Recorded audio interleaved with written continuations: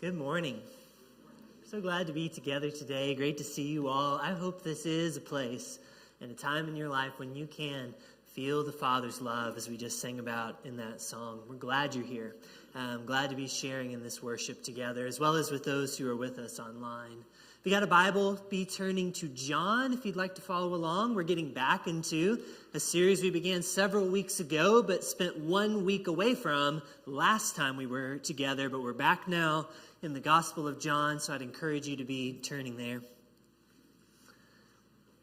If you really knew me, would you really love me? If you're listening and you've ever wondered that question before in your mind, my gut feeling is you're probably not alone in that. Maybe it just means that you've been on a first date before. I mean, think back to that moment before you've had that experience. Who among us, when you're on a first date, amidst all the small talk and all the get to know yous, like who among us doesn't have that little voice in their head thinking, should I really tell you that? Like, are you really ready to see this part of me yet? Is that going to scare you away? Should I just order a salad instead of that double chili cheeseburger that I would usually order if I were here at this restaurant? Like, if you see me consume that hamburger like I usually would, are you going to want a second date? If you really knew me, would you really want to know me? Maybe it just means you've been to high school before, where sometimes if you talk a little differently or dress a little differently or have different interests than a certain group of popular people, you might have a tendency to want to not show that. You might wonder, if they really knew me, would they still include me? If you really knew me, would you really love me? It is natural at times to wonder this question in our lives. But if this series is really getting to the things that the world really needs right now, and that's what we're trying to talk about here from the Gospel of John, if we're talking about things that the world really needs right now, then doesn't God's church have this incredible opportunity to be something more, to be the kind of people and to have the kind of place together where you don't have to have that question sounding little alarm bells in your head? Jesus offers more than that. His love is better than that. And so we have the opportunity to be the kind of place where I don't have to know you less to love you more. That is the beautiful way that I heard somebody put this week. Her name is Tiffany Dahlman, and she was talking about the church congregation that she's a part of, and she said, we don't always get this right, but we are trying to be the kind of place where we don't have to know you less to love you more. You see what she's saying with that, right? That this could be the kind of place where you're really known. Not just in some superficial way that we like to show each other, but really known and still really loved. What do you think about that? Isn't that something worth striving for? Like, wouldn't it make a major impact if we were like this with one another?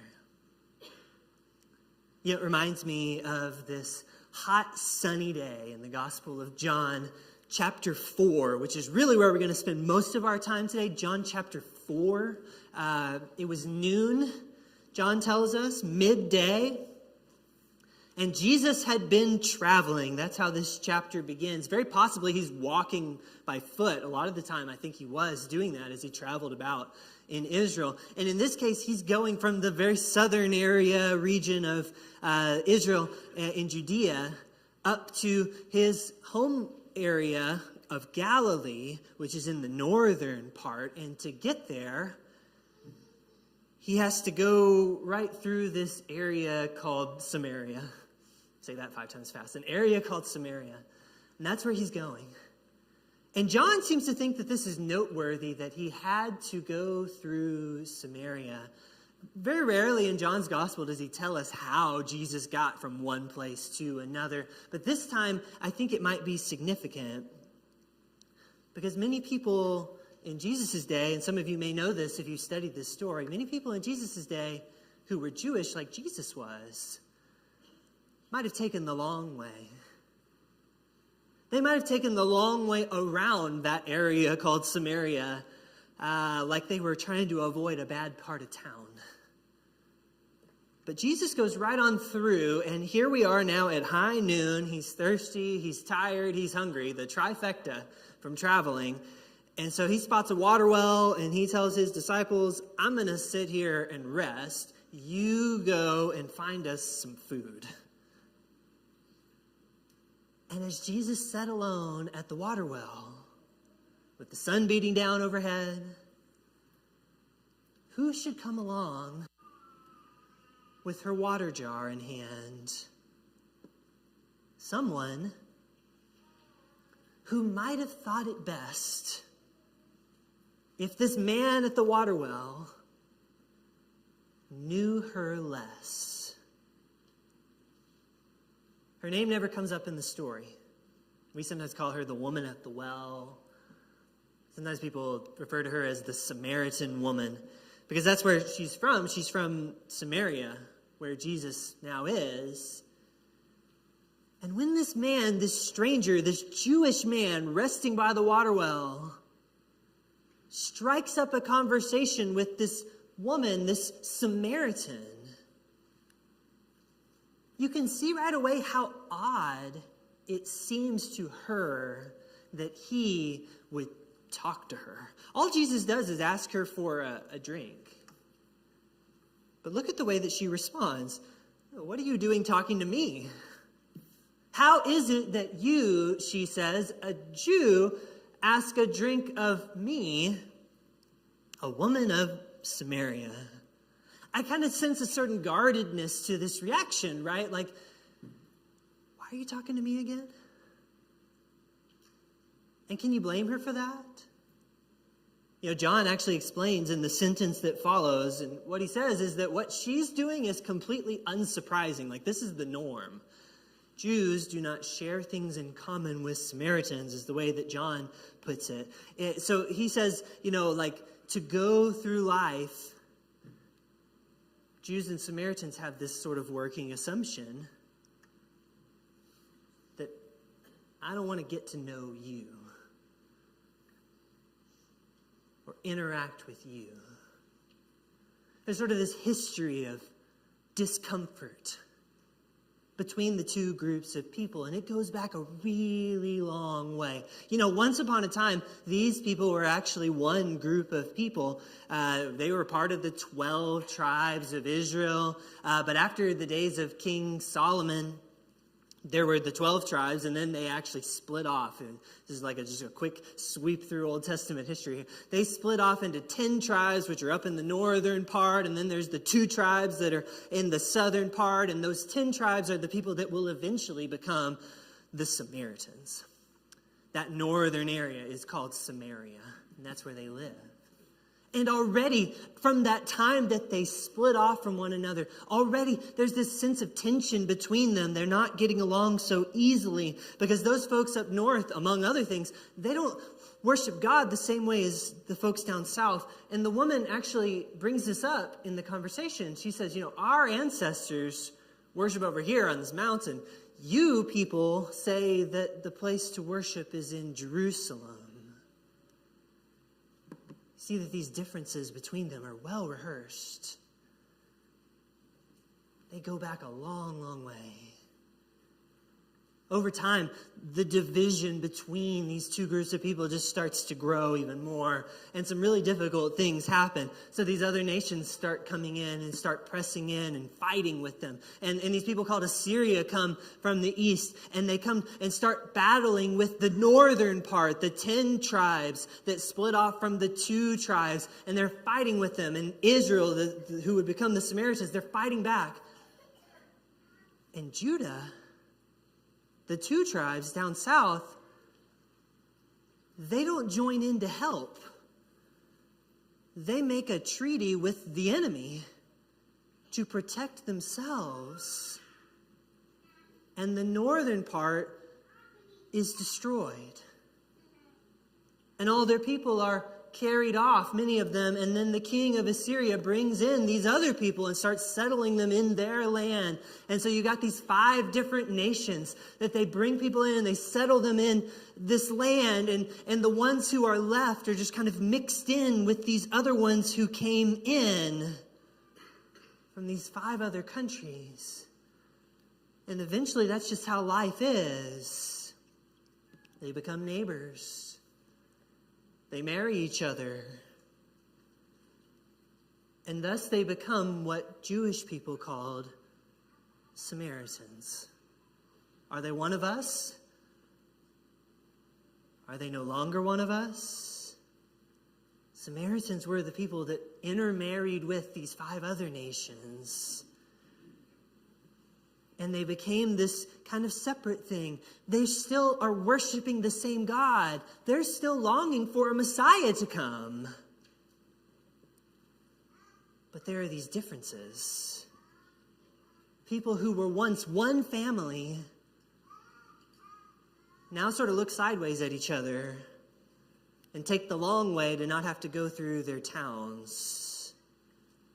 So it's really no surprise that this woman at the well on this day has some questions about why Jesus would speak to her. She probably has this voice in her head that is saying to her, "You don't really want to know me, do you? You couldn't really want to know me." But Jesus is not who she thinks he is. Jesus is not just some ordinary man conditioned to view the world in this ordinary way of distrusting those who are different and being hostile or tribalistic in the way that we view each other. That's not really just a Jew and Samaritan thing. That's a people thing. But Jesus is not most people. What is he? He's the Son of God,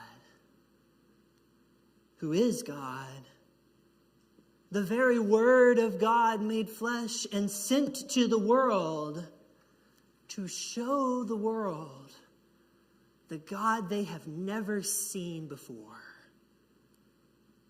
That's who Jesus is. This is the person who this woman has stumbled into a conversation with at the water well. It's not some ordinary someone. It's someone who knows her already. Jesus knows her name, even if we never get to. And Jesus knows her story, too. In fact, there's a part of this conversation where Jesus knows things about the woman's life that she has not shared with Jesus yet. Jesus knows that she's been married to 5 different husbands, which is oddly similar to her people's history. Remember? They intermarried with these 5 different countries, and that's how they became the Samaritans. Well, this woman here, Jesus says that she has been married 5 different times.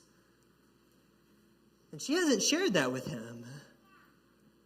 Now, the easy thing to do, like really the common thing to do, is to sort of think the worst of this woman because of this detail in the story. I think it's also worth pointing out that Jesus, who's not at all shy about confronting sin in the gospel, doesn't actually call her a sinner. He does tell a man in John 5 or a woman in John 8 to go and sin no more. He doesn't say that here. Several times when he talks to religious leaders, he tells them they're going to die in their sins. Jesus is not shy about these things. He doesn't say that here. It may be that there are things about her past that she regrets. It may be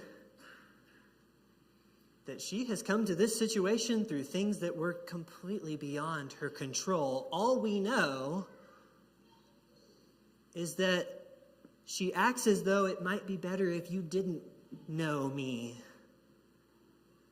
know that part of my story. Maybe she's used to the assumptions. Maybe it's a painful thing to talk about. But Jesus doesn't have to know her less to love her more.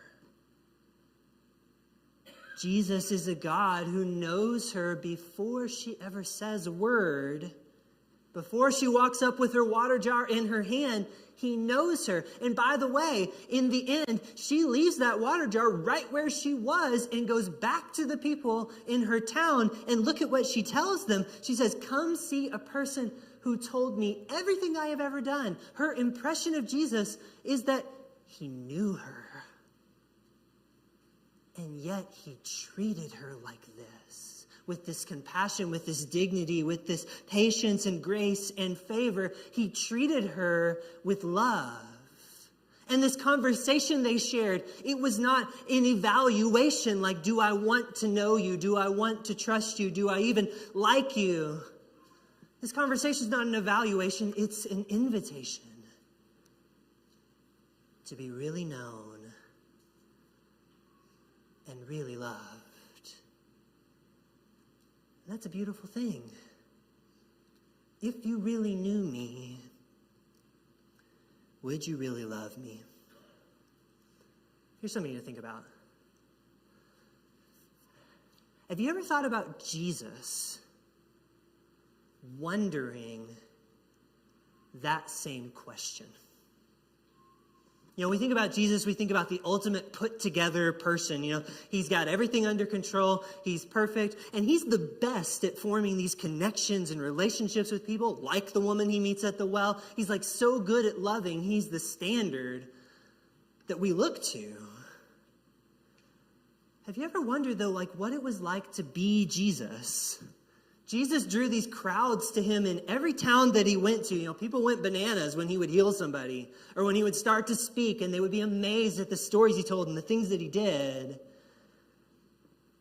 Jesus was a novelty. He was cool to people at first. But all throughout his life, this thing keeps happening. People are so excited to get to know him, to see him at first. And then whole lots of them end up not sticking with him. It's like they get to know him a little more, right up to the point where he says something that doesn't sit right with them, or he does something that they didn't expect him to do, and they get kind of hung up on this thing that he said or this thing that he did, and they never get past it. Think of all the examples we have. Man, isn't it something that he takes care of the sick and the hurting, right? But on the Sabbath? I mean, I think people should do that stuff all the time, every day of the week, but, you know, come on, there's just some things you shouldn't do. You can imagine somebody saying that about Jesus. I could listen to him preach all day long, the stories he tells, and he knows the scriptures, you can tell. But did you hear that he went to dinner at Levi's house last week? The tax collector? You know the kinds of people that go in and out of that door. I don't think that I can trust someone to tell me about God who would fellowship with people like that. Part of me wonders if Jesus was so good at connecting with people who were guarded, people who were hurting, people who had that question ringing in their ears. If you really knew me, would you really love me? Because he lived that too. He knew what it was like. He came to the world to make God known. That's the whole thing that John says. But in so many cases, as people got to know him a little more, it was too much for them. If you really knew me, would you really love me? Maybe that's part of why when Jesus does find this blessed community with these people who follow him, his closest followers, he prays this prayer in John 17. Last time we were in John, we talked about Jesus' prayer for unity in John 17. Well, this is just the next part of that prayer. Righteous Father, The world does not know you, but I know you. And these, talking about his disciples, these know that you have sent me.